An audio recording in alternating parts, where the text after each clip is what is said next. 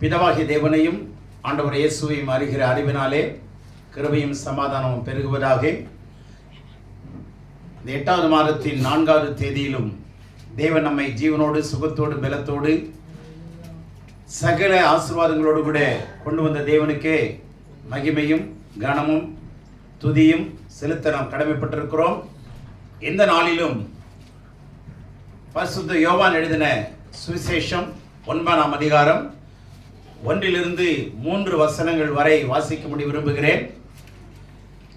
அவர் அப்புறம் போகையில் பிறவி குருடனாகிய ஒரு மனுஷனை கண்டார். அப்பொழுது அவருடைய சீஷர்கள் அவரை நோக்கி, ரபி, இவன் குருடனாய் பிறந்தது யார் செய்த பாவம்? இவன் செய்த பாவமோ இவனை பெற்றவர்கள் செய்த பாவமோ என்று கேட்டார்கள். இயேசு பிரதியுத்தரமாக, அது இவன் செய்த பாவமும் இல்லை, இவனை பெற்றவர்கள் செய்த பாவமும் அல்ல, தேவனுடைய கிரியைகள் இவனிடத்தில் வெளிப்படும் பொருட்டு இப்படி பிறந்தான். சரி, நல்ல கவனிங்க. இன்றைய செய்தியின் தலைப்பு The progressive revelation of born blind. The progressive revelation of born blind. பிறவி குருடனுடைய முற்போக்கான வெளிப்பாடு. பிறவி குருடனுடைய முற்போக்கான மேம்பாடான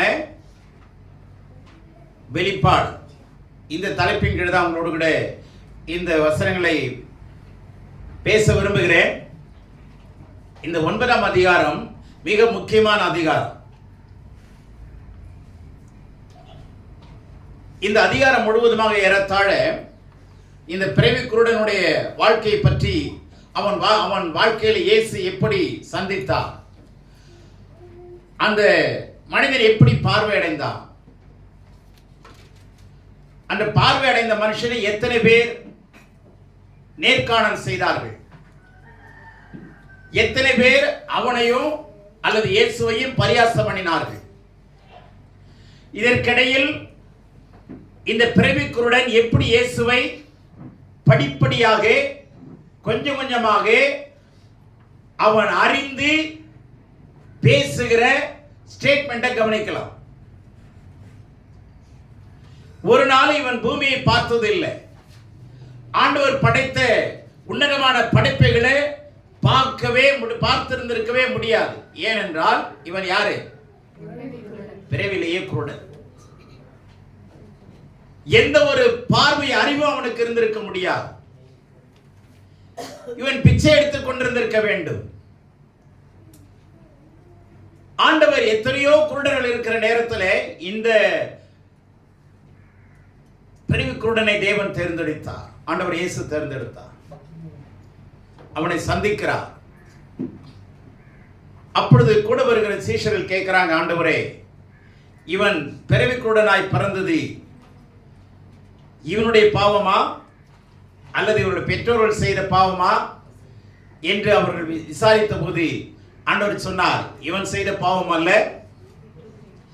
இவனுடைய பெற்றோர்கள் செய்த பாவம் அல்ல, இவனிடத்தில் தேவனுடைய கிரியைகள் வெளிப்படும்படிக்கே இவன் இப்படி பிறந்திருக்கிறான். தேவனுடைய கிரியைகள் அல்லது தேவனுடைய நாமம் மகிமைப்படும்படிக்கே இவன் இப்படி பிறந்திருக்கிறான் என்று அவனை குறித்து சொல்லப்பட்ட. அதனால பொதுவா எல்லாரையும் சொல்லாதீங்க, எடுத்துக்காதீங்க. அவனை மாத்திரம் தனிமையாய் அல்லது இவனை தனிமைப்படுத்தி சொல்லப்பட்ட விஷயம்.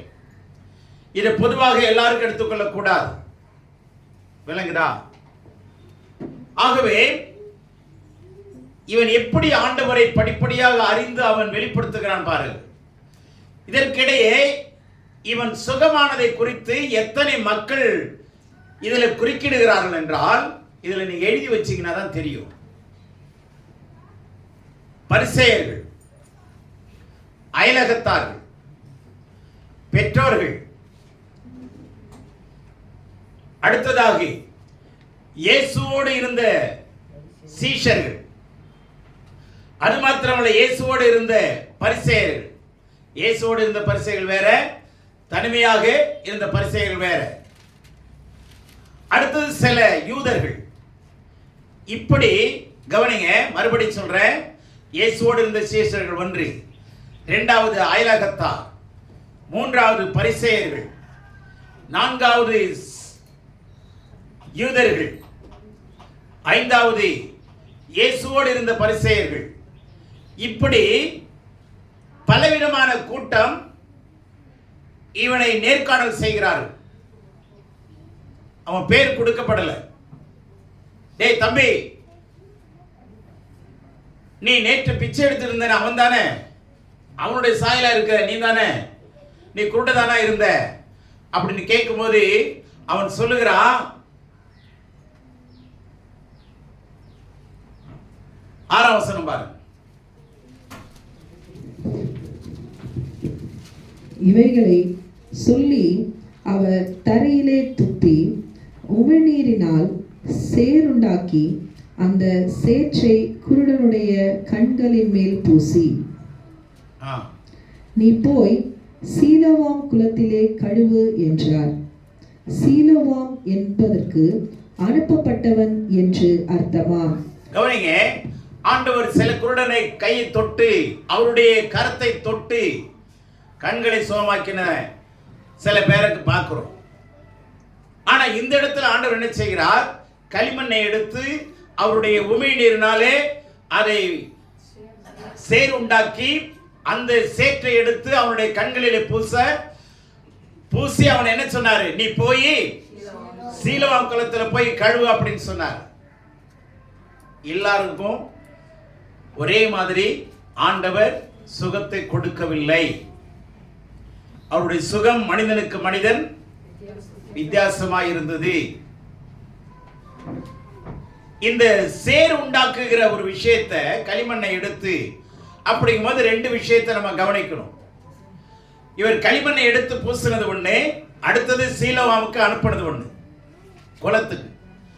இப்போ இந்த களிமண்ணை எடுத்து பூசினது எதை குறிக்குதுன்னா, மனிதன் மண்ணினாலே உருவாக்கப்பட்டவன். மனிதன் மண்ணினாலே உருவாக்கப்பட்டவன்.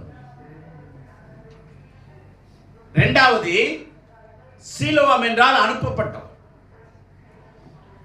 இப்போ மண்ணினாலே உருவாக்கப்பட்ட மனிதன் ஒரு பக்கம், இன்னொரு பக்கம் ஆண்டவரை இயேசுவை தேவன் அனுப்பினாரா?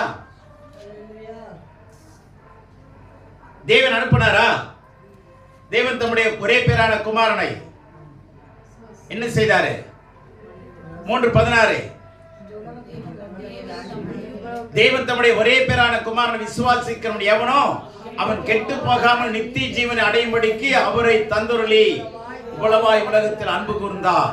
அப்ப அவரை அனுப்பி, அப்ப அனுப்பப்பட்ட விஷயத்தை சொல்றாரா? நான் எதுக்காக அனுப்பப்பட்டேன் அப்படிங்கிற விஷயம் அதுல இருக்கு. களிமண்ங்கிறது மனிதனை குறிக்குது. அப்ப எதுக்காக அனுப்பப்பட்டாரு? மனிதனை ரட்சிப்பதற்காக, குணப்படுத்துவதற்காக, விடுதலை ஆக்குவதற்காக. இந்த குமாரன் தேவனோடு கூட வார்த்தையா இருந்தவர். இப்ப என்னவா மாறினாரு? அனுப்பப்பட்டதுனால மாம்சமா மாறினாரா? அப்ப இதுல என்ன குறிக்குதுன்னா, இன்கார்னேஷன் வார்த்தையை வெளியே கொண்டு வராரு. இன்கார்னேஷன்னா வார்த்தை மாம்சமாகுதல். வார்த்தை என்னாச்சு? வார்த்தை, தேவனோடு இருந்த வார்த்தை என்னாச்சு? மாம்சமாகுது. அனுப்பப்பட்ட வார்த்தை மாம்சமாய் மாறுகிறது. இந்த காரியத்தையும் அதுக்குள்ள நம்ம தெரிஞ்சுக்கலாம். இப்போ இதை எடுத்து கண்களில பூச அவன் போய் கழுவ என்னானான்? சுகமானான். கேள்வி கேட்டானா? ஏன் ஆண்டவரே இங்கேயே நீங்க சுகமாக்கலாமே, ஏன் சீலோவாம் குளத்துக்கு போய் தான் நான் கழுவணுமா, அதுக்கப்புறம் தான் சுகமாகணுமா? கேள்வி கேட்டானா? கேள்வியே கேட்கல. ஆனா நாகமான எலிசா தீர்க்கதரிசி சொல்றான், நீ போய் யோர்தான் நதியில குளின்னு சொன்னாரா? முழுகுனாரா? குளின்னு சொல்ல, மூழ்கி ஏந்திரிக்கணும். அதுக்கு அவன் என்ன சொன்னான்? எங்க ஊர்ல இல்லாத நதியா, எங்க ஊர்ல இல்லாத தண்ணியா? கேள்வி எப்படி வேணாலும் கேட்கலாங்க, ஆனா கர்த்தர் சொல்றது அப்படியே செய். மரியாள் சீஷரிடத்துல அந்த வேலைக்காரனிடத்துல சொன்னது போல அவர் என்ன சொல்லுகிறாரோ அதன்படி செய்யுங்கள். அவர் என்ன சொல்லுகிறாரோ அதன்படி செய்யுங்கள். அங்க கேள்வி எல்லாம் கேட்டுட்டு உட்கார்ந்துருக்க கூடாது. கேள்வி கேட்கலாம், நிறைய கேள்விக்கு ஆண்டவர் பதில் சொன்னாரு. ஆனா ஆண்டவர் உன்னுடைய சுகத்துக்கு என்ன சொல்றாரோ அதை செய்யணும். போய் கழுவுன்னு சொன்னாரு, உடனே கழுவுனா சுகமாச்சா இல்லையா?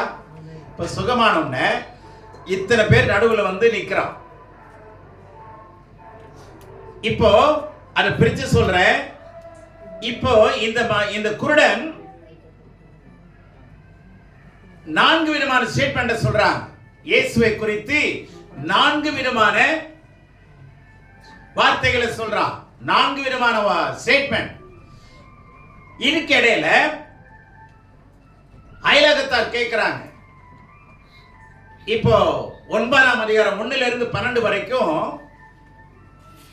இந்த இயேசுவை யாருன்னு சொல்றான்? ஒரு மனிதன் சொல்றான். சரியா? 8ஆம் வசனம் பாருங்க. அப்பொழுது அயலகத்தாரும் அவன் குருடனாய் இருக்கையில் அவனை கண்டிருந்தவர்களும் இவன் உட்கார்ந்து பிச்சை கேட்டுக் கொண்டிருந்தவன் அல்லவா, இவன் உட்கார்ந்து பிச்சை கேட்டுக் கொண்டிருந்தவன் அல்லவா என்றார்கள். சிலர் அவன்தான் என்றார்கள், வேறு சிலர் அவனுடைய சாயலாய் இருக்கிறான் என்றார்கள். அவனோ நான் தான் அவன் என்றான். அப்பொழுது அவர்கள் அவனை நோக்கி, உன் கண்கள் எப்படி திறக்கப்பட்டது என்றார்கள். அவன் பிரதியுத்தரமாக, இயேசு என்னப்பட்ட ஒருவர் சேருண்டாக்கி என் கண்களின் மேல் பூசி நீ. இயேசு என்னப்பட்ட ஒருவர் அல்ல, கவனிங்க, ஒரு மனிதன். ஒரு மனிதன் என்று அவன் சொல்லுகிறான். 1-12 வரைக்கும் பார்த்தீங்கன்னா அவர் கடவுள்னு சொல்லல, யாருன்னு தெரியாதுன்னு சொல்ல, ஒருத்தர் சேர் உண்டாக்கி என் கண்களில் பூசி போய் கழுவினார், நான் கழுவினேன், சுகமானேன். அடுத்ததாக 9ஆம் அதிகாரம் 13-23 இப்ப என்ன சொல்றானா, 17ஆம் வசனம். மறுபடியும் அவர்கள் குருடனை நோக்கி, உன் கண்களை திறந்தானே, அவனை குறித்து நீ என்ன சொல்லுகிறாய் என்றார்கள். அதற்கு அவன், அவர் தீர்க்கதரிசி என்றான். எப்படி இதெல்லாம் தெரியும்? இவன் ஏதாவது ஒரு மீட்டிங் அட்டெண்ட் பண்ணானா? ரிவைவல் மீட்டிங் போனாரா? கன்வென்ஷன் மீட்டிங் போனாரா? அவங்க பாருங்க, ஒரு மனிதன் ஒருவர் என்னை சுகமாக்கினார். இப்ப என்ன சொல்றான்? பரிசேயர்கள் கேட்கும்போது அவர் தீர்க்கதரிசி என்று சொல்லுகிறான். அடுத்தது அவர் பெற்றோர்களை கூப்பிட்டு கேட்கிறாங்க. பெற்றோர்களை கூப்பிட்டு கேட்கும்போது அங்க என்ன சொல்றாங்கன்னா, இவங்க என்னுடைய பையன்தான், இவன் பிறவிலேயே குருடன் தான், அதுல எந்த சந்தேகமும் இல்லை. ஆனா இப்பொழுது அவன் எப்படி இருக்கிறான்? பார்வை அடைந்திருக்கிறான். ஆனா அவங்க முழுசா இயேசுவை பத்தி பேசவே இல்லை. பாருங்க, இயேசுவை பத்தி பேசவே இல்லை. ஏன்னா யூதர்கள் பயமுறுத்தி இருந்தார்கள். யூதர்களுடைய பயமுறுத்ததுனால அவங்க சொல்ல பயந்து, இயேசுவை குறித்து சொல்ல பயந்து என்ன சொல்றாங்கன்னா, என் பையன் பேசக்கூடிய வயசு தானே, அதனே கேளுங்கன்னு இப்படி என்ன பண்றாங்க? மழுப்பி அனுப்புறாங்க, சொல்றாங்க. அவங்க என்ன பண்ணிருக்கணும்? இப்போ குருடனுக்கு இயேசுவை பார்த்திருப்பானா? பெற்றோர்கள் இயேசுவை பார்த்திருப்பாங்களா? யார் தைரியமா சொல்லி இருக்கணும்? ஹலோ, இயேசுதாய மாத்தினாரு, சுகமாக்கினவர் அவர்தான். எங்களுக்கு நல்லா தெரியும், அவன் குருடனா தான் இருந்தான், பிச்சை கேட்டுக்கொண்டுதான் இருந்தான். இந்த ஸ்டேட்மெண்ட்டை யார் சொல்லியிருக்கணும்? பெற்றோர்கள் தைரியமா சொல்லியிருக்கணுங்க. ஆனா அவங்க என்ன பண்றாங்க? அவனே கேளுங்கள் என்று சொல்லி மழுப்புகிறார். அடுத்ததாக 9ஆம் அதிகாரம் 24-34 வரைக்கும் இவன் அவரை என்னன்னு சொல்றான் பாருங்க. a man of God அப்படின்னு சொல்றான். 24-34 வரைக்கும். ஆதலால் அவர்கள் குருடனாயிருந்த மனுஷனை 2ஆம் தரம் அழைத்து, நீ தேவனை மகிமைப்படுத்து, இந்த மனுஷன் பாவி என்று நாங்கள் அறிந்திருக்கிறோம் என்றார்கள். அவன் பிரதியுத்தரமாக, அவர் பாவி என்று எனக்கு தெரியாது, நான் குருடனாயிருந்தேன், இப்பொழுது காண்கிறேன், இது ஒன்றுதான் எனக்கு தெரியும் என்றான். அவர்கள் மறுபடியும் அவனை நோக்கி, உனக்கு என்ன செய்தான்? உன் கண்களை எப்படி திறந்தான் என்றார்கள். அவன் பிரதியுத்தரமாக, முன்னமே உங்களுக்கு சொன்னேன், நீங்கள் கேளாமற் போனீர்கள், மறுபடியும் கேட்க வேண்டியதென்ன? அவருக்கு சீஷராக உங்களுக்கும் மனதுண்டோ என்றான். இப்ப கவனிங்க, இந்த பிரச்சனை எதனால வந்தது தெரியுமா? மேகம் உண்மையா? ஓய்வு நாள்ல சோமாக்குனார். ஓய்வு நாள்ல சோமாக்க கூடாது நியாயப்பிரமாணத்தின்படி. இதனால இந்த பரிசையெல்லாம் ஒண்ணா கூட்டிக்கிட்டான். அதனாலதான் அவன் இவன் இயேசுவை என்ன பண்றாங்க? மரியாதை இல்லாம பேசுறாங்க. அவன் வந்து கண்டிப்பா கடவுளா இருக்க முடியாது, தீர்க்கதரிசியா இருக்க முடியாது, எங்களுக்கு தீர்க்கதரிசி யாருதான்? மோசேதான் அப்படின்னு சொல்லி அங்க வாதாடுகிற தர்க்கம் பண்ணுகிற விஷயம் எல்லாம் வருது. ஆனா அவன் தொடர்ந்து என்ன சொல்லிட்டு இருக்கிறான்? தொடர்ந்து சொல்லிட்டே வரான். அவர் ஒரு மனிதர், ஆனா அவரு சோமாக்கிட்டாரு. ஆனா அவர் அடுத்த தீர்க்கதரிசின்னு சொல்றான். இப்ப தேவனுடைய மனுஷன் சொல்றான். தேவனுடைய மனுஷன் சொல்றான். இப்ப சொல்றான், அவருக்கு சீஷரா உங்களுக்கு மனதுண்டோ? இப்போ சீஷர்ல பார்த்து என்ன கேட்கிறான்? நீங்க அவருக்கு சீஷர் ஆயிடுறீங்களான்னு. ஆனா அவன் அப்பொழுது 28 பாருங்க. அப்பொழுது அவர்கள் அவனை வைது, நீ அவனுடைய சீஷன், நாங்கள் மோசேயினுடைய சீஷர். இப்போ குணமாயி ஒரு வாரம் கூட இல்ல, 2 நாள் கூட இல்லைங்க, அதே நாள் அவன் யாராயிட்டான்னு அவன் சொல்றான். நம்ம ரசிக்கப்பட்டு எத்தனை வருஷம் ஆகுது? நம்ம சீஷரானமா? சொல்லுங்க. நான் இந்த சபையோட விசுவாசிங்க, இத்தனை வருஷம் விசுவாசியா இருக்கிறேன் அப்படின்னு சொல்லிட்டு தெரியுறோம் இல்லையா? ஆனா அவனை பார்த்து பரிசேயர் சொல்றாங்க, நீ தான் அவருடைய சீஷன் ஆயிட்டடா. தேவனுடைய பிள்ளைகளை, சீஷன்னா இன்னொரு அர்த்தம் என்ன தெரியுமா? கடவுளோடு நெருங்கி பழக பழக அவரை குறித்து படிப்படியா அறிவு அடைகிறான் பாருங்க. அவர் மனுஷன் சொன்னதை தாண்டி என்னன்னு சொல்லிட்டான்? தீர்க்கதரிசி. இப்ப என்ன சொல்றான்? தேவனுடைய மனுஷன் சொல்றான். கடைசி என்ன சொல்றான் கவனிங்க. அப்புறம் சீஷன்ங்கிற நிலைமை வருது பாருங்க. நீ சீஷனா வரியா அப்படின்னு கேட்கிறான். அதுக்கு இல்ல இல்ல, நாங்கெல்லாம் மோசனுடைய சீஷன் தான். நீ தான் யாருடைய சீஷன்? சீஷன்னா பின்பற்றுகிறவன். யார? இயேசுவை அப்படியே பின்பற்றுகிறவன் தான் சீஷன். இயேசுவை அப்படியே கற்றுக்கொள்கிறவன் தான் சீஷன். நேற்று தாம்பரத்தில் பேசினேன். சீஷனுக்கும் ஒரு மாணவனுக்கும் 2 பேருமே கற்றுக்கொள்கிறவர்கள் தான். சீஷனாவே என்னதான்? மாணவன் தான். வேதத்தின்படி மாணவன் சீஷன் சொல்லிட்டாங்க. ஏன்னா வேதத்துல குரு சீஷன் சொல்ற அந்த ஒரு முறையில இந்த மாணவன் சொல்லிக்கலாம். ஆனா வேத அடிப்படையில் சீஷன் சொல்றோம். இப்போ 2 பேருமே கற்றுக்கொள்கிறவர்கள் தான். மாணவர்கள் எங்கே கற்றுக்கொள்றாங்க? ஸ்கூல்ல, பள்ளிக்கூடத்துல. இங்கே சீஷன் எங்க கற்றுக்கொள்றான்? குருவனுடைய பாதத்துல. அல்லேலூயா. ஆனா 2 பேருக்குள்ள வித்தியாசம் என்னன்னா, மாணவன் வாத்தியார் சொல்லிக் கொடுக்கிற பாடங்களை மாத்திரம் கற்றுக்கொள்வான். பாடங்களை மாத்திரம் கற்றுக்கொள்வான். ஆனால் சீஷன், நல்ல கவனிங்க, பாடங்களையும் கற்றுக்கொள்வான், பாடங்களை கற்றுக் கொடுக்கிற ஆசிரியரையும் கற்றுக்கொள்வான். அவன் தான், அவனுக்கு பேரு தாங்க என்னது? வேதத்தையும் கற்றுக்கொள்ளணும், வேதத்தை கொடுத்தவரையும் கற்றுக்கொள்கிறவன் தான் சீஷன். உலகத்தில் எந்த ஒரு ஸ்டூடெண்ட்டும் மாணவனும் பாடங்களை தவிர வேற எதையும் கத்துக்க மாட்டான். வாத்தியாரை பத்தி கத்துக்கணும்னு அவனுக்கு அவசியம் இல்லை. ஆனா சீஷன் என்று சொல்லப்படுகிறவன், கடவுளை பின்பற்றுகிறவன் என்று சொல்லுகிறவன் 2 விஷயத்தை கத்துக்கணும். ஒன்று வேதத்தையும் கத்துக்கணும், 2வது வேதத்தை கொடுத்தவரையும் அறிந்து கொள்ள வேண்டும். அவன் படிப்படியா அவனுடைய அறிவு பாருங்க. மேற்போக்கான அறிவு இருக்கா? மேற்போக்கான அறிவு இருக்கா இல்லையா? மேல் நோக்கி போய் கொண்டே இருக்கா? முற்போக்கான அறிவு இருக்கா? முதல்ல மனுஷன் அவன் சொல்றான், அடுத்தது அவன் தீர்க்கதரிசின்னு சொல்றான். எப்படி இந்த வெளிப்பாடு கிடைக்குது அவனுக்கு? மத்தவன் பார்த்து சொல்றான், நீ சீஷன் ஆயிட்டேன்னு சொல்றான். அப்பா அம்மா கூட சீஷன் ஆகலைங்க. கண்ணு தெரிஞ்சவங்க சீஷன் ஆகல. குருடா இருந்தவன். அதனால நல்லா கவனிங்க. எழுத்தின்படி சரீரத்தில் கண்ணு தெரிஞ்சவங்க எல்லாம் குருடர்னு ஆண்டவர் சொல்றாரு கடைசி வசனத்துல. எழுத்தின்படி கண்ணை நல்லா குண்டா வச்சுக்கிட்டு பார்க்கணும்ல, உருட்டி அவங்களெல்லாம் பார்த்து நீ தாண்டா குருடன்றார். இப்ப கண்ணு தெரியாம இந்த குருடனை பார்த்து இவன் தான் கண்ணு தெரிஞ்சவங்கிறார். அப்ப சீஷன்னா என்ன அர்த்தம்னா, ஆண்டவர் ரெண்டு விஷயத்தை செஞ்சார். ஒன்று அவனுடைய சரீரபரமான கண்களை திறந்தார், ரெண்டாவது அவனுடைய மனக்கண்களையும் திறந்தார். அவன் தாங்க சீஷன். அவனுடைய சரீர கண்ணு திறக்கப்பட்டது, ரெண்டாவது மனக்கண்களும் திறக்கப்பட்டது.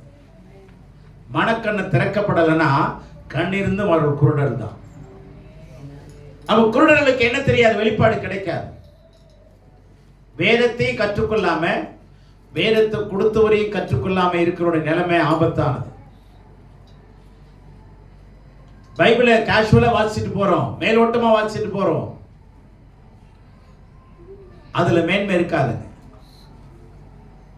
இந்த 9ஆம் அதிகாரத்தை நிறுத்தி எத்தனை பேர் எவ்வளவு பேர் வர்றாங்க, எத்தனை பேர் இதுல குறிக்கின்றாங்க? யாராவது எழுதிருப்போமா இது வரைக்கும்? பேரண்ட் பேசின வசனம் எத்தனை? பரிசேயன் பேசின வார்த்தை எத்தனை? யூதர்கள் பேசின வார்த்தை எத்தனை? இயேசுநாதர் பேசின வார்த்தை இந்த அதிகாரத்தில் எத்தனை? இதே கண் திறக்கப்பட்ட குருடன் பேசின வார்த்தைகள் எத்தனை? என்னைக்காவது தனித்தனியா பிரிச்சு எழுதியிருக்கிறோமா? சொல்லுங்க. ஏன் எழுதக்கூடாது?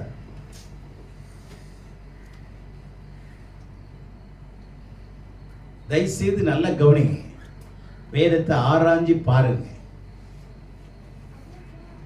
படிக்க தெரிஞ்சவங்க தயவுசெய்து உங்க பேனாவை எடுத்து, பென்சில் எடுத்து அல்லது பேப்பரை எடுத்து, இப்போ இதுல இத்தனை பாகங்களை பண்ண முடியுமா, முடியாதா? இயேசுநாதர் எவ்வளவு வார்த்தையை பேசினார்? பரிசேயர் எத்தனை வார்த்தையில பேசினான்? எத்தனை வசனத்தை பேசினான்? இவன் எத்தனை வசனத்தை பேசினான்? இப்ப யார் குருடன், யார் குருடன் இல்லை? இப்ப யாரு சீஷன், யாரு சீஷன் இல்லை? இல்ல எத்தனை பேர் இப்ப சீஷலா இருக்கிறீங்க? ஒவ்வொரு பகுதியிலும் ஒரு நீதியை எடுங்க. நான் விசுவாசியா இருக்கிறேனா, சீஷனா இருக்கிறேனா? விசுவாசிக்கிறேனா, விசுவாசிக்கிறவன் பின்பற்றுகிறான்னு சொல்ல முடியாது. இயேசு பரிசுத்தர் தான், இயேசு கடவுள் தான் நம்புறேங்க, விசுவாசிக்கிறேன், அவ்வளவுதான், முடிஞ்சு போச்சு. அவன் நிலைமை அதுதான். ஆனா சீஷன் என்கிறவன் இயேசு உண்மையான தேவன் மாத்திரம் இல்ல, அவரை பின்பற்றக்கூடியவர். ஆமென். அநேகருக்கு பாடமானவர். அவரை கத்துக்கணும், அவரை கத்துக்கணும். கடவுளை கத்துக்குங்க. கடவுள் சொன்னது மாத்திரம் இல்லை, அவரையே கற்றுக்கொள்வதுதான் சீஷத்துவம். அவரையே அறிந்து கொள்வதுதான் சீஷத்துவம். எல்லாரும் இயேசுவை பார்க்க வந்தாங்க, எல்லாரும் இயேசுவிடத்துல சுகமடைய வந்தாங்க. சுகமடையணும்னு பிசாசு படியில் இருந்து, தீராத வியாதியில் இருந்து, பலவிதமான குஷ்டரோகத்தில் இருந்து இப்படி ஜனங்கள் விடுதலை அடையும்படி கூட்டம் கூட்டமா ஆண்டவரிடத்துல வந்தாங்க. ஆனா சகையு மாத்திரம் எதுக்கும் வரலங்க. இயேசு எப்படிப்பட்டவர்னு பார்க்க வந்தான். அதாங்க வித்தியாசம். அல்லேலூயா. அவன் சொந்த சுகத்துக்காக வரல, இயேசுவை வேடிக்கை பார்க்க வரல, இயேசுனுடைய வாடிக்கையாளனா மாறும்படி வந்தான். வேடிக்கை பார்த்துட்டு போயிடுவாங்க, ஆனா வாடிக்கையாளரா மாறுறதுக்கு வந்தாங்க. அவன் சொன்னா இயேசு எப்படிப்பட்டவரோ, இந்த அம்மா எப்படிப்பட்டவங்க அப்படிங்கிறதுக்கும் இவங்களை பார்த்துட்டு வரேங்கிறதுக்கு வித்தியாசம் இருக்கா இல்லையா? எப்படிப்பட்டவர்னா என்ன அர்த்தம்?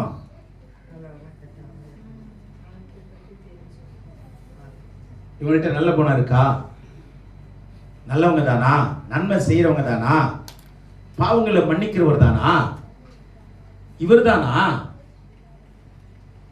அப்படிங்கிற இயேசுவே உய்த்து ஆராய்ந்து பார்க்கிற ஒரு ஆராய்ச்சி கோணங்க. ஆண்டவர் பார்த்தாரு, இவன் தான் நான் தேடுகிற மனுஷன்.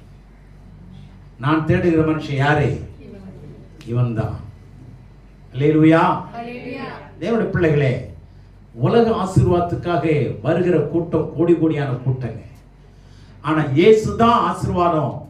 அவர் தான் ஆசீர்வாதத்தின் ஊற்று. அவர் ஒருவர் தான் எனக்கு தேவைன்னு சொல்றது 100ல் ஒருத்தர் 2 பேர் தான். எத்தனையோ குருடர்கள் இருந்தாங்க. ஆனா இவன் ஆண்டவர் சந்திச்சு, பர்டிகுலரா சந்திச்சு அவனை குறித்து ஒரு வெளிப்பாடு சொல்றாரு. இவனிடத்தில் தேவனுடைய நாமம் மகிமைப்படும்படி இவன் இப்படி பிறந்திருக்கிறான். தேவனுடைய பிள்ளையே, உங்களிடத்துல தேவனுடைய கிரியைகள் வெளிப்படும்படிக்குத்தான் தேவன் உங்களை அழைத்திருக்கிறார். முன்னே நாம் குருடராயிருந்தோம், முன்னே நாம் அந்நியராயிருந்தோம், காணியாட்சிக்கு புறம்பாயிருந்தோம், அக்கிரமங்களிலே மரித்திருந்தோம், பாவத்திலே செத்து கிடந்தோம், இரத்தத்திலே கடந்தோம். நம்மை பார்த்து அவர் அருகிலே வந்து பிழைத்திரு என்று சொன்னார். அவரோடு கூட எழுப்பி அவரோடு கூட உட்காரவும் செய்தவர். அல்லேலூயா.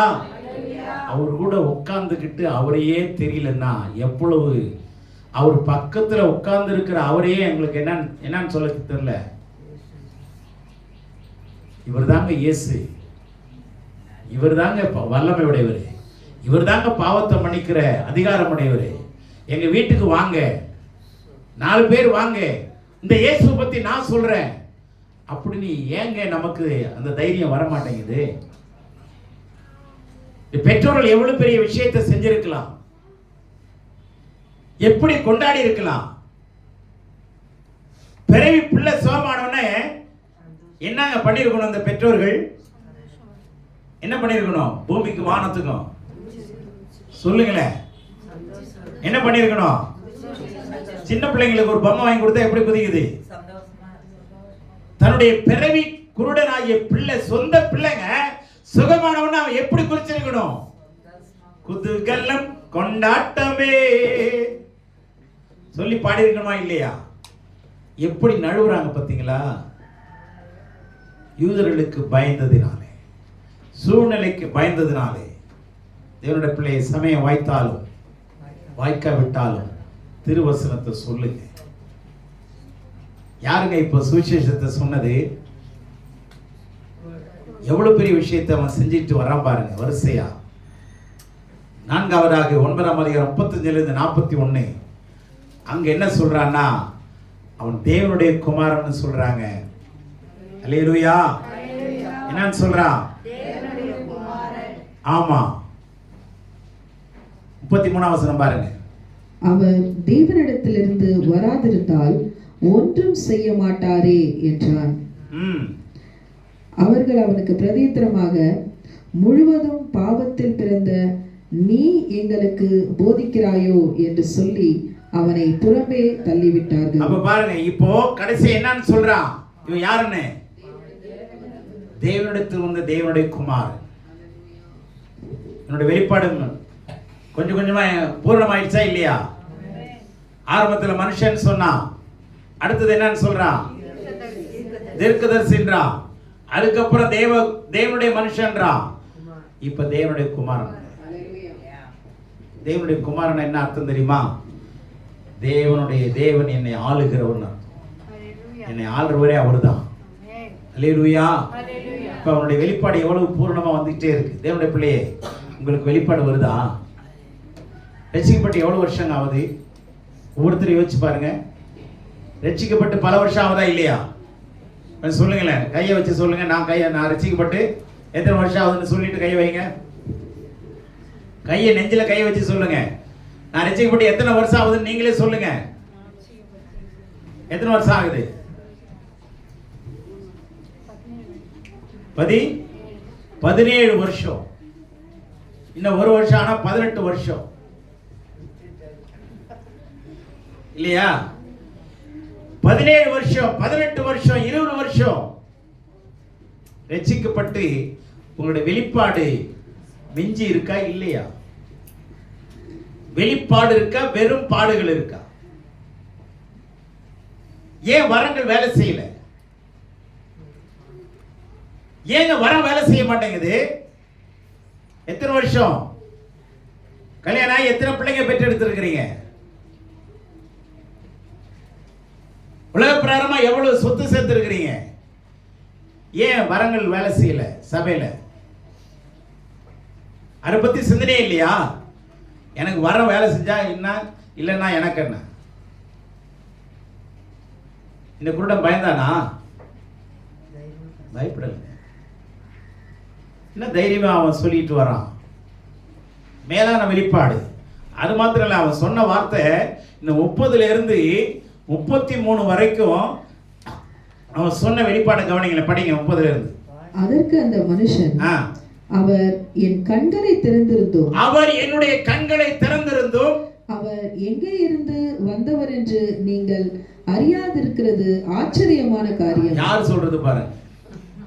ஹலோ பரிசேயனே, யூதர்களே, அயலகத்தாரே, அறிவில்ல உங்களுக்கு? நீங்க கண்ணால பார்த்திருக்கிறீங்களா? இவரை சொல்றான், எங்கே இருந்து வந்தவர் என்று உங்களுக்கே தெரியாதா? அது எனக்கு ஆச்சரியமா இருக்குதுன்றான். அடுத்தது பாருங்க. பாவிகளுக்கு தேவன் செவி கொடுக்கிறதில்லை என்று அறிந்திருக்கிறோம். அடுத்த வார்த்தை சொன்னான் பாருங்க, படுபாவிங்களுக்கு. என்ன தேவன் என்ன பண்ண மாட்டாரு? செவி கொடுக்க மாட்டார் என்று அறிந்திருக்கிறோம். அறிவை பாருங்க. அடுத்தது, ஒருவன் தேவ பக்தி உள்ளவனாய் இருந்து, ஒருவன் தேவ பக்தி உள்ளவனாய் இருந்து அவருக்கு சித்தமானதை செய்தால், அவருக்கு சித்தமானதை செய்தால் அவனுக்கு செவி கொடுப்பார். யார் இப்ப ஒரு பிரசங்கமே பண்றான் பாத்தீங்களா? இதெல்லாம் எந்த ஊர்ல போய் படிச்சான்? தேவ பக்தியா இருந்தீங்கன்னா அவருக்கு சித்தமானது செய்யுங்க. நான் பக்தி உள்ளவள் தாங்க, நான் பரவசம் உள்ளவள் தான், நான் அபிஷேகம் பெற்றிருக்கிறேன், நான் அந்நிய பாஷை பேசுறேன். கனி இருக்கா? வெளியில வருதா? வர வேலை செய்தா? ஏங்க வர வேலை செய்ய மாட்டேங்குது? கொடுக்க மாட்டேன்றாரு ஆண்டவரே. வர யாருக்கும் கொடுக்க மாட்டேன்ட்டாரா? சொல்லுங்க. கொரிந்திய சபையாருக்கு வரங்கள் வேலை செஞ்சா இல்லையா? ஏன் நம்ம சபையாருக்கு வர வேலை செய்யல?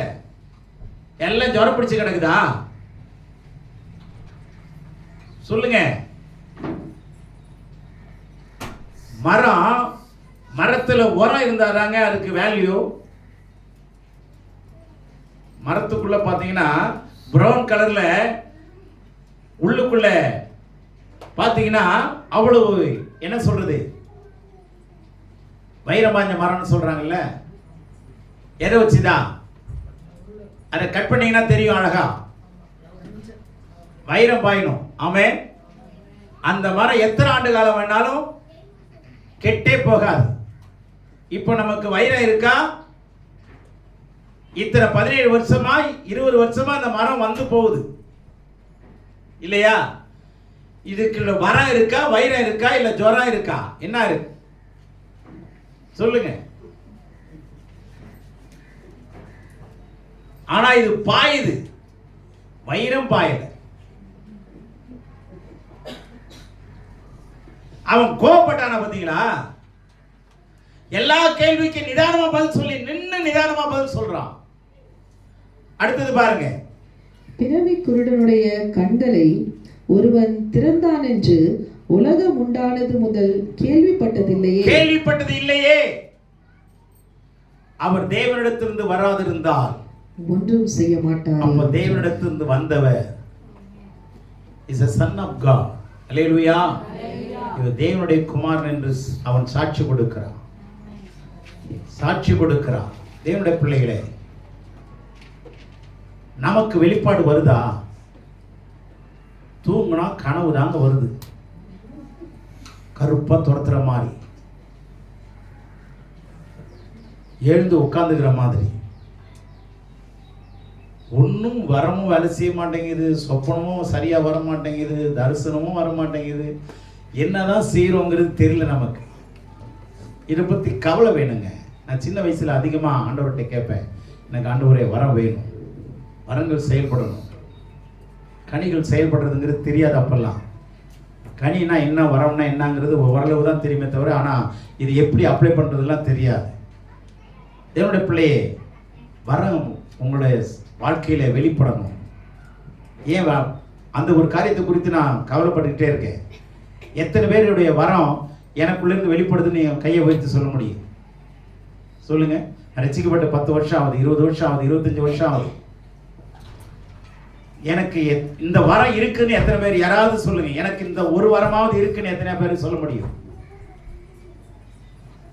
வெறும் விசுவாசியா இருந்து பிரயோஜனம் என்ன? சொல்லுங்க. கனி இருக்கிற மரம் தான் மதிக்கப்பட்ட மரம். ஆமென். கனி இல்லைன்னா அதுக்கு மதிப்பே கிடையாது. ஏன் எனக்கு இந்த வரம் இருக்குன்னு ஏன் சொல்ல முடியல? ஏன் சொல்ல மறுக்கிறோம்? ஆண்டவர் தர மாட்டேன்றாரா?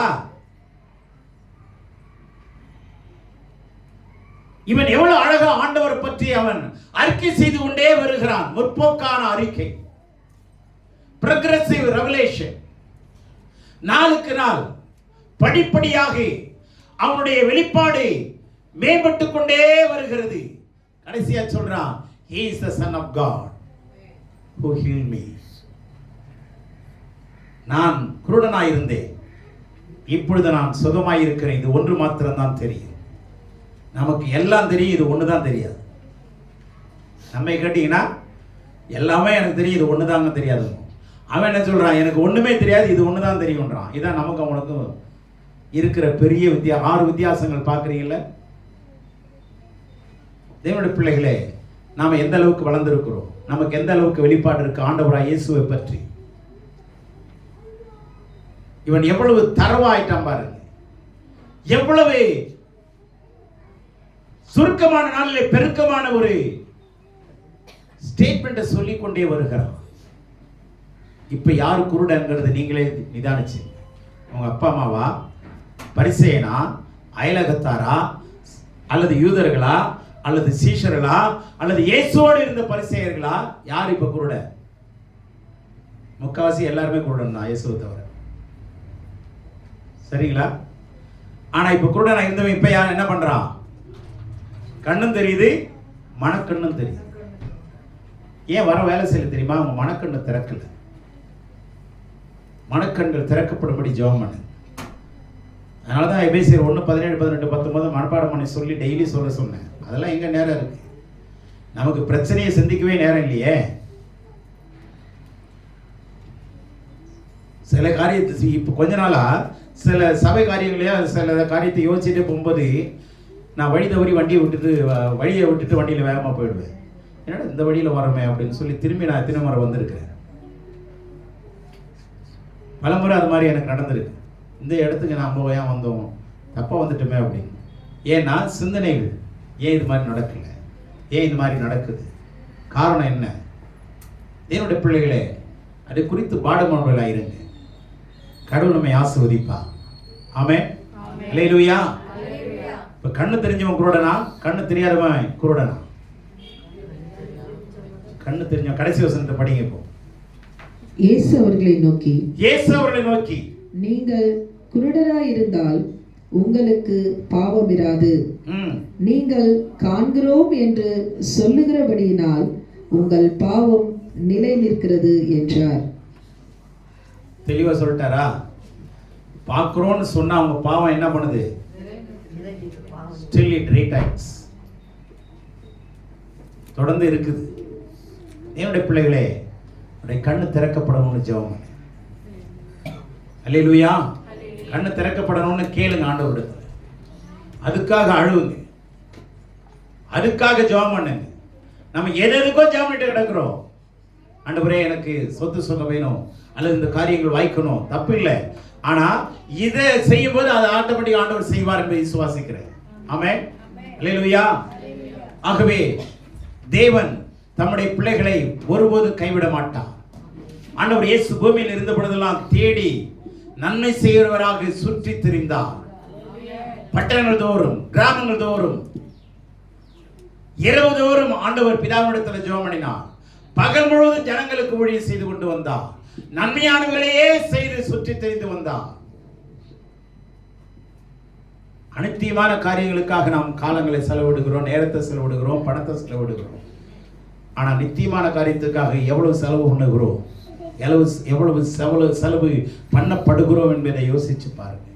கர்த்தர் தாமே நம்மை ஆசீர்வதிப்பாராக. ஆமென்.